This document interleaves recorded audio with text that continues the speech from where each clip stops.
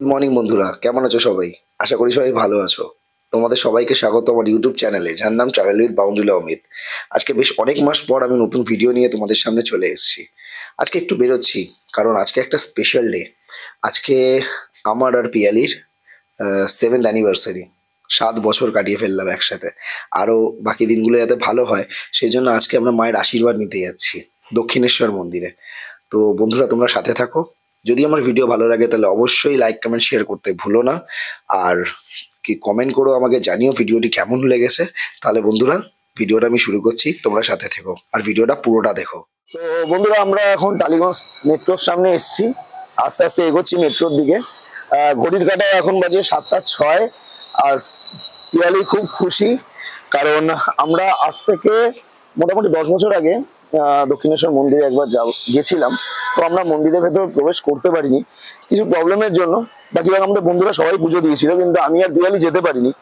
কিন্তু মায়ের টানে 10 বছর পর আবার আমরা চলেছি মায়ের কাছে আশীর্বাদ নিতে। তো হ্যাঁ, সেটা তো আমি বন্ধুদের সাথে সকালেই শেয়ার করেছি যে প্রথমেই, যে আজকে আমাদের অ্যানিভার্সারি, আজকে 7th অ্যানিভার্সারি আমাদের। তো বন্ধুরা, তোমরা সাথে থাকো, দেখতে থাকো আমার ভিডিওটা।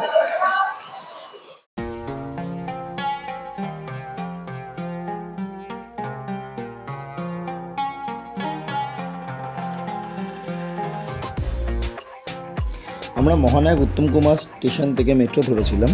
মহানায়ক উত্তম কুমার স্টেশন থেকে দক্ষিণেশ্বর মন্দির যেতে ভাড়া লাগে 25 টাকা পার হেড।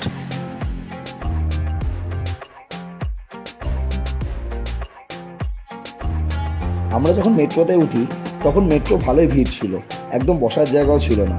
কিন্তু মহাত্মা গান্ধী রোড স্টেশনের পর থেকে আস্তে আস্তে মেট্রো খালি হয়, এবং আপনারা দেখতেই পাচ্ছেন এখন পুরো মেট্রো ফাঁকা, শুধু আমি, পিয়ালি আরও 1-2 জন রয়েছে।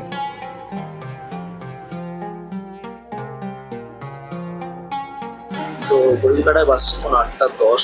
আমরা ট্রেনে উঠেছিলাম তখন 7টা 19 হচ্ছিল। তো মোটামুটি 45 মিনিট ক্রস করে গেছে, দক্ষিণেশ্বর স্টেশন আসছে। এবার আমরা আমাদের গন্তব্যস্থলে নামবো।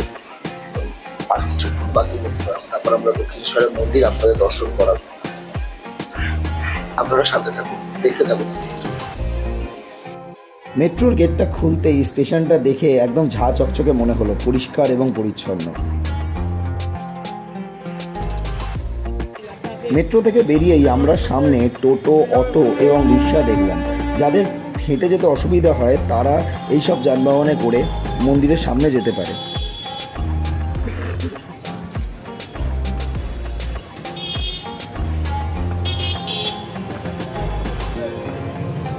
এটা হলো স্কাই ওয়াকের রাস্তা।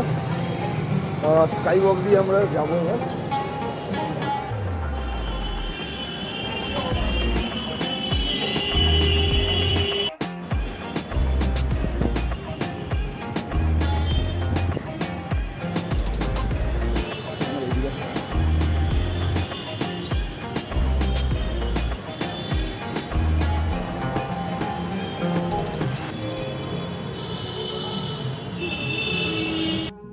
আমি এই নতুন দক্ষিণেশ্বর একবার এসেছি, কিন্তু পিয়ালি প্রথমবার এলো।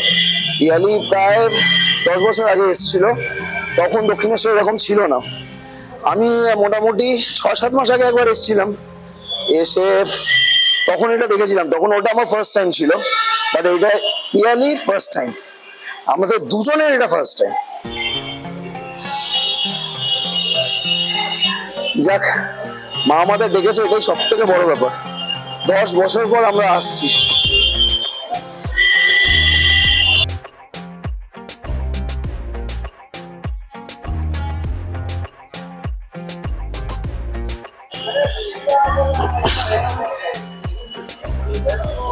এখানে সব লাইন দিয়ে দোকান রয়েছে, আগের মতো আর ভিড়ভাড় হয় না।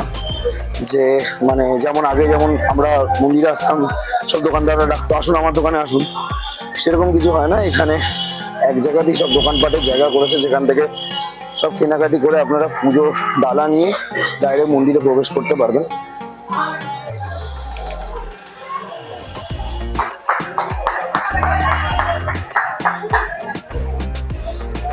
এত সকালে তো অনেক দোকান বন্ধ আছে। কেমন লাগছে পিয়ালি?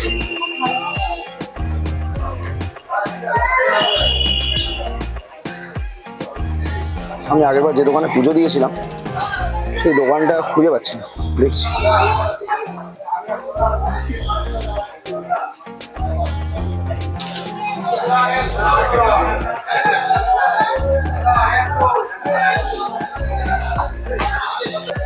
না, ডাকছে না বলা ভুল, ওরা ওদের দোকান থেকে ডাকছে, আসুন আমার কাছে আসুন, জুতো খুলে যান, ডালা নিয়ে যান, পুজো নিয়ে যান, ডাকছে।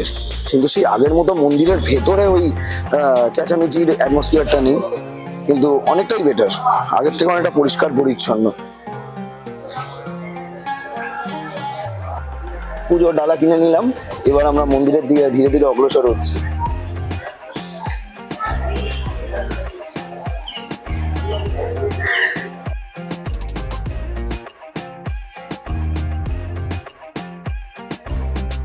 মন্দিরের ভেতর থেকেও পুজোর ডালা কেনা যায়, কিন্তু আমরা বাইরে থেকেই পুজোর ডালা কিনলাম। এখানে 20 টাকা থেকে ডালা শুরু, এবার মোটামুটি 350 450 পর্যন্ত ডালা রয়েছে। তো সেটা আপনাদের পছন্দের মতো আপনারা পুজো দিতে পারেন মাকে।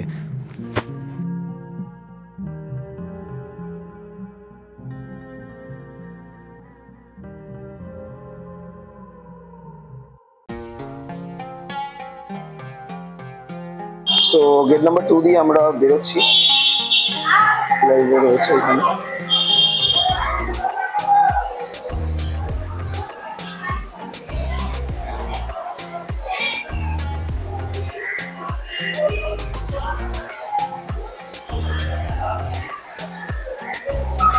মায়ের মন্দিরের প্রবেশ পথ একটা আলাদাই অনুভূতি।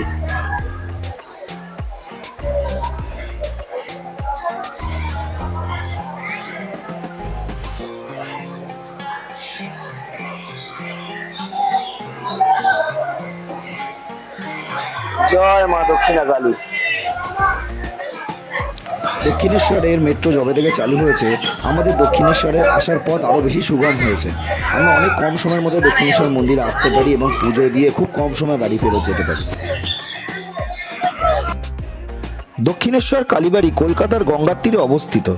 1855 সালে 31শে মে স্নানযাত্রার দিন জমিদার রানী রাসমণি এই মন্দিরটি প্রতিষ্ঠান করেন। এই মন্দিরে দেবী কালীকে ভবতারিণী বলে পূজা করা হয়। 19বিংশ শতাব্দীতে শ্রী রামকৃষ্ণ পরমহংসদেব এই মন্দিরে কালী সাধনা করতেন। 1847 সালে বিধবা জমিদারিণী রানী রাসমণি দেবী অন্নপূর্ণাকে পুজো দেওয়ার মানসিকে কাশীর তীর্থযাত্রার আয়োজন করেন। 24টি নৌকায় আত্মীয় স্বজন, দাস দাসী ও রসদ নিয়ে তিনি রওনা হন। কিন্তু যাত্রার আগের রাত্রে রানী রাসমণি স্বপ্নাদেশ পান দেবীর কালীর। তিনি বলেছিলেন কাশী যাবার কোনো প্রয়োজন নেই, গঙ্গার তীরেই তার একটি মন্দির স্থাপন করে সেখানে তার মূর্তির পুজো করলেই তিনি পুজোটি গ্রহণ করবেন। এই স্বপ্নের পর রানী রাসমণি গঙ্গার তীরে জমি ক্রয় করে এই মন্দিরটি স্থাপন করেন। 1847 সালে এই বিরাট মন্দিরের নির্মাণ কার্য শুরু হয়, শেষ হয় 1855 সালে।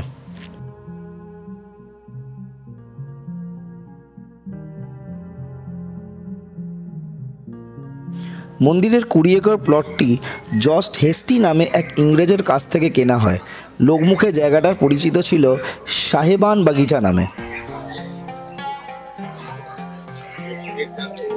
এই বাম দিকে এখানে মোবাইল জমা দিয়ে মন্দিরে প্রবেশ করতে হবে। তো এই যে এখানে সব মোবাইল, ব্যাগ সব এখানে জমা দিয়ে তারপরে মন্দির প্রাঙ্গণে প্রবেশ করতে দেবে এরা।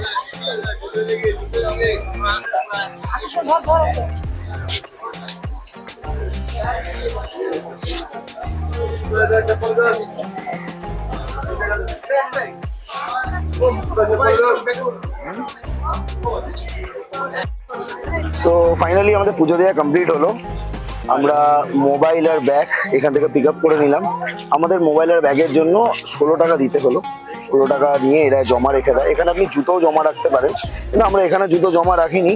আমরা যেখানে মানে মেট্রো থেকে বেরোনোর সময় স্কাই ব্যাগের ওখানে যে দোকানটা ছিল ওখানেই আমরা জুতো রেখেছিলাম। আমরা খালি গায়ে পুরো মন্দির প্রাঙ্গণে ঘুরবো, ঘুরে আর তারপর বাড়ির দিকে এগোবো। আমাদের পুজো দিয়ে একদম সাকসেসফুল, খুব সুন্দর পুজো হয়েছে, মায়ের দর্শন খুব ভালো হয়েছে। কিন্তু গঙ্গাঘাটের দিকে যাই। হ্যাঁ, এবার একটুখানি আমরা গঙ্গাঘাটের দিকে যাই, চলুন আপনাদের নিয়ে চলি।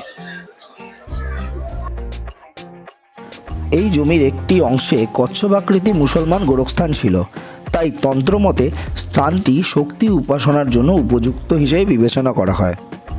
বছরে 9 লক্ষ টাকা ব্যয় করে এই মন্দির নির্মাণ করা হয়। রামকুমার চট্টোপাধ্যায় প্রধান পুরোহিত পথে ব্রত হন। তার ছোট ভাই গদাধর বা গদাই, যাকে আমরা এখন রামকৃষ্ণ পরমহংসদেব হিসেবে চিনি, তিনি তার সহযোগী হন। এই দক্ষিণেশ্বর মন্দিরের সময়সীমা হলো, এই মন্দির খোলে সকাল 6টা থেকে দুপুর 12:30 পর্যন্ত, আবার দুপুর 3:30 থেকে রাত্রি 8:30 পর্যন্ত।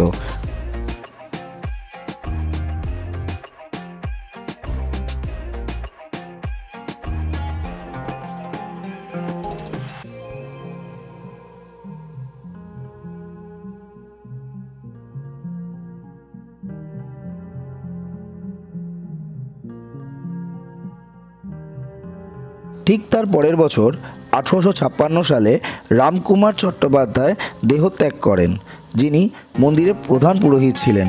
তারপরে তার জায়গা নেয় শ্রী রামকৃষ্ণ এবং তার সহধর্মিণী ছিলেন সারদা দেবী। তিনি মন্দির চত্বরের বাইরে নহবতখানায় অবস্থান করতেন। এই নহবতখানা এখন সারদা দেবীর মন্দির। এই সময় থেকেই 1886 পর্যন্ত প্রায় 30 বছর শ্রী রামকৃষ্ণ এই মন্দিরে অবস্থান করেন। তার অবস্থানের কারণে পরবর্তীকালে এই মন্দির পরিণত হয় একটি তীর্থক্ষেত্রের।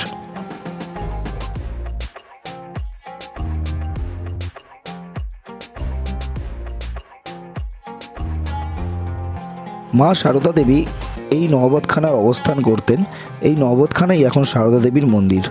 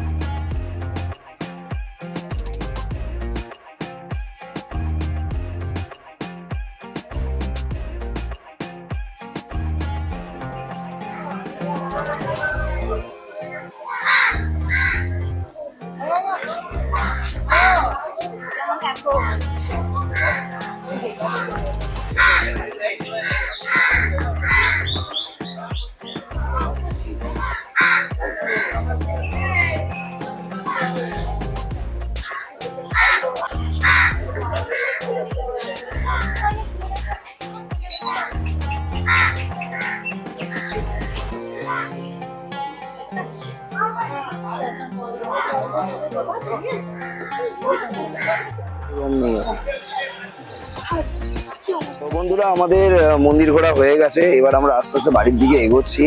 তো আপনাদের কেমন লাগলো ভিডিওটা অবশ্যই কমেন্ট করে জানাবেন। আর আমাদের আজকে অ্যানিভার্সারি, তো বড়দের কাছে আশীর্বাদ চাইছি আর ছোটদের ভালোবাসা চাইছি, যাতে আগামী দিনগুলো আমাদের আরো সুগম হোক, আমাদের সাংসারিক জীবন আরো সুখী হোক। তো বন্ধুরা, দেখা হচ্ছে আবার নেক্সট ভিডিও নিয়ে। ততক্ষণ আপনারা এই করতে করতে যেন আরো 50 বছর পেরিয়ে যায়। হ্যাঁ, ঝগড়া তো হবেই, ভালোবাসা না থাকলে ঝগড়াও হয় না। তো এটাই ব্যাপার। এখানে এসেও আমরা অনেকবার ঝগড়া করে নিয়েছি।